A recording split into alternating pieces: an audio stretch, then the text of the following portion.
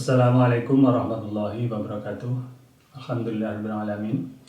Baiklah, kita lanjutkan lagi tentang isi dan arti sila-sila dalam Pancasila. Di dalam memahami nilai-nilai Pancasila ini, maka Noto Nagoro mengemukakan bahwa ada 3 nilai yang dapat digunakan sebagai analisis dalam nilai-nilai Pancasila. Yang pertama adalah nilai yang umum universal. Kemudian yang kedua adalah nilai yang umum kolektif. Kemudian yang ketiga adalah nilai yang khusus konkret. Isi arti Pancasila yang bersifat umum universal merupakan intisari atau esensi dari Pancasila, sehingga merupakan satu pangkal tolak derivasi atau asal mula, baik dalam pelaksanaan di dalam bidang-bidang kenegaraan maupun di dalam peraturan perundang-undangan atau juga di dalam kehidupan sehari-hari. Isi arti Pancasila secara umum kolektif yaitu menyangkut isi Pancasila yang dapat digunakan sebagai pedoman kolektif negara dan bangsa Indonesia, terutama di dalam tertib hukum Indonesia. Sedangkan isi arti Pancasila bersifat khusus dan konkret, yaitu isi arti Pancasila dalam realisasi praksis, baik itu dalam kenegaraan maupun kemasyarakatan, sehingga memiliki sifat yang khusus. Tiap-tiap sila yang ada di belakang sila yang lainnya merupakan pengkhususan dari sila yang ada di depannya. Dengan demikian, maka sila utama yang dijadikan dasar di dalam memahami sila-sila berikutnya itu adalah sila ketuhanan yang Maha Esa. Karena itulah maka dikenal dengan satu istilah penjabaran rumus hierarki piramida. Itu dapat kita lihat di dalam jabaran berikut. Sila 1 meliputi dan menjiwai sila 2, 3, 4, dan 5. Kemudian sila 2 diliputi dan dijiwai sila 1, meliputi dan menjiwai sila 3, 4, dan 5. Sila ketiga diliputi dan dijiwai oleh 1, 2, kemudian meliputi dan menjiwai sila 4 dan 5. Sila 4 diliputi dan dijiwai sila 1, 2, dan 3, kemudian meliputi dan menjiwai sila 5. Sedangkan sila yang kelima diliputi dan dijiwai sila 1, 2, 3, dan 4. Kita buktikan bahwa sila 1 menjiwai sila 2, 3, 4, dan 5. Bukti sila pertama menjiwai sila kedua, misalnya dalam sila kedua terkandung nilai agar manusia mengembangkan sikap saling tenggang rasa dan tepo seliro, sikap hormat menghormati dan bekerja sama. Sehingga karena saling menghormati dan bekerja sama, maka ketika ada orang lain yang melakukan kejahatan, misalnya tindak pidana korupsi, maka mestinya orang akan melaporkan tindak pidana tersebut, bukan malah dibantu untuk bekerja sama. Jika itu dibantu untuk bekerja sama, maka sesungguhnya dia sudah mengingkari satu ketentuan dari sila yang pertama. Tidak melaporkannya satu kejahatan itu tidak dapat dimaknai sebagai suatu penghormatan atas kreativitas atau kegiatan atau aktivitas orang lain.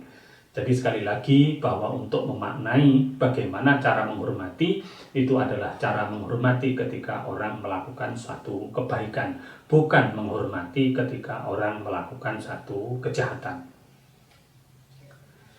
Selain itu misalnya dalam sila kemanusiaan juga terkandung nilai sikap hormat menghormati dan bekerja sama dengan bangsa lain. Ini tentu harus dilakukan dengan cara-cara yang dibenarkan oleh ajaran agama. Sehingga tidak mungkin Indonesia bekerja sama dengan negara lain dalam perdagangan narkotika secara ilegal. Karena perdagangan tersebut dapat menimbulkan kekacauan dan juga itu bertentangan dengan nilai-nilai ketuhanan yang Maha Esa. Meskipun alasan bekerja sama ini adalah dalam rangka untuk mensejahterakan warga negara Indonesia, maka tetap saja itu bertentangan dengan nilai-nilai ketuhanan. Dan itu juga bertentangan dengan nilai-nilai kemanusiaan, karena narkotika dapat merubah kedudukan manusia yang terhormat menjadi kedudukan yang tidak terhormat. Kemudian kita lanjutkan lagi dengan keterkaitan antar sila di dalam Pancasila. Sila-sila di dalam Pancasila memiliki satu sifat saling mengisi dan saling mengkualifikasi, sehingga di dalam setiap sila terkandung nilai keempat sila yang lainnya. Baiklah, kita lanjutkan pada pembahasan Pancasila sebagai pandangan hidup bangsa dan pandangan dunia.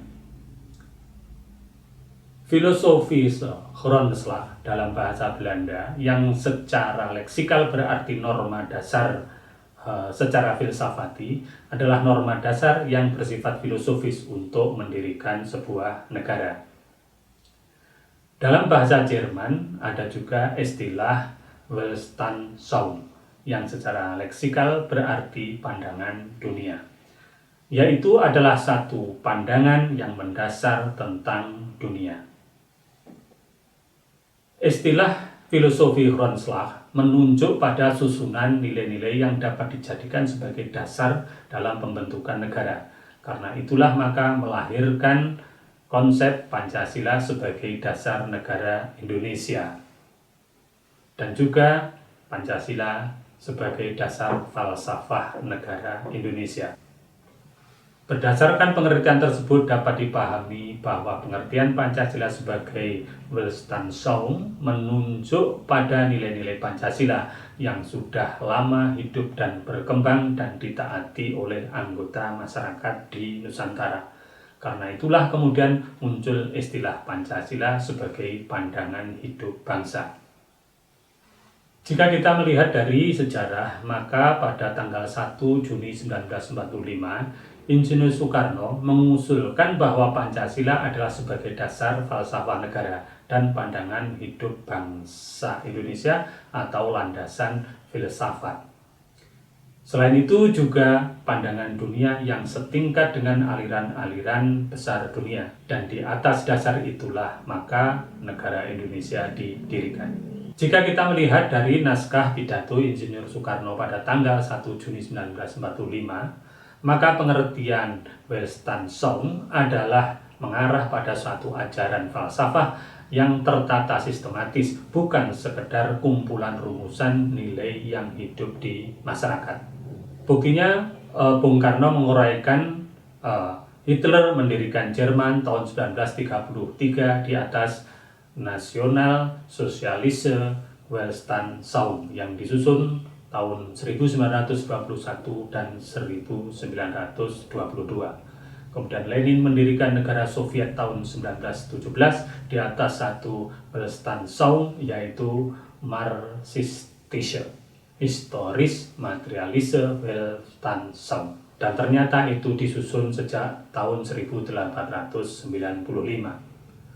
Kemudian Nippon mendirikan negara Dai Nippon di atas Tennokodo Seishin. Sun Yat-sen mendirikan negara Tiongkok merdeka tahun 1912, kemudian menggunakan Weltanschauung Sanminjuyi. Tetapi Sanminjuyi ternyata sudah ada sejak tahun 1885. Kemudian Bung Karno berpikir bahwa dasar negara apa yang akan digunakan untuk mendirikan Indonesia merdeka. Dengan demikian dapat dipahami bahwa pengertian Weltanschauung dalam pengertian Soekarno adalah fondamen, filsafat, pikiran, jiwa, dan hasrat yang sedalam-dalamnya bagi didirikannya negara Indonesia yang merdeka, yang kekal, dan abadi. Pengertian Weltanschauung ini selaras dengan kamus di Merriam-Webster, yaitu sebuah konsepsi atau pemahaman yang komprehensif tentang dunia, terutama dari sudut pandang tertentu. Karena itu, dalam simpul tertentu, pengertian Pancasila sebagai pandangan hidup dan Pancasila sebagai Dan Pancasila sebagai pandangan dunia memiliki persamaan, yaitu sebagai rangkaian nilai yang tersusun secara sistematis dan membentuk sistem filsafat yang isinya dapat digunakan sebagai pedoman bertingkah laku negara dan penduduk Indonesia. Konsekuensinya bahwa semua penduduk, baik itu warga negara Indonesia maupun warga negara asing yang ada di Indonesia, harus menjalani hidup sesuai dengan nilai-nilai Pancasila. Dengan demikian sesungguhnya warga negara asing pun yang tinggal di Indonesia wajib tunduk pada nilai-nilai Pancasila. Buktinya, jika ada warga negara asing yang tinggal di Indonesia kemudian melanggar peraturan perundang-undangan, maka juga dapat dijatuhi sanksi hukum yang berlaku di Indonesia. Bukankah peraturan perundang-undangan yang digunakan tersebut merupakan suatu penjabaran normatif dari nilai-nilai Pancasila? Karena intinya bahwa Pancasila adalah sumber segala sumber hukum negara. Itulah yang bisa saya sampaikan. Mohon maaf. Terima kasih. Assalamualaikum warahmatullahi wabarakatuh.